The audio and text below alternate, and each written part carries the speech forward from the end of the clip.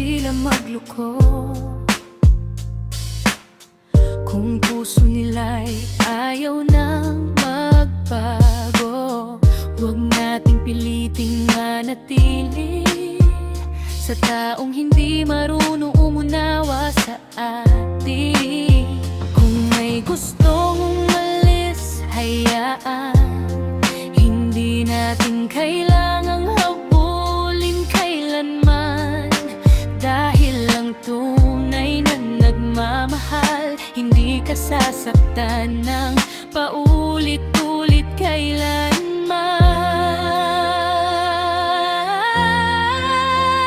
Hayaan natin sila magloko,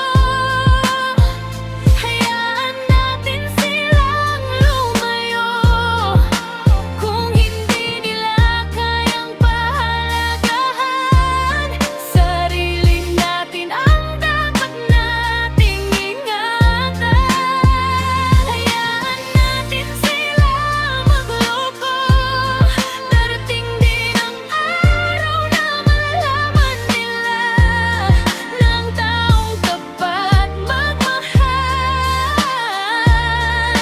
hindi madaling mapapalitan.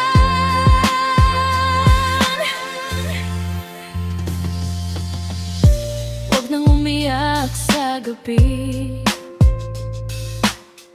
para sa taong piniling saktan ka lagi. Minsan ang pagbitaw ay pagmamahal, dahil deserve mo ang pusong tunay at tapat. Hindi ka bawasan ng maiwan, hindi ka hinaan ng magpatawad. Pero kung paulit-ulit kang sinasaktan, panahon ang pili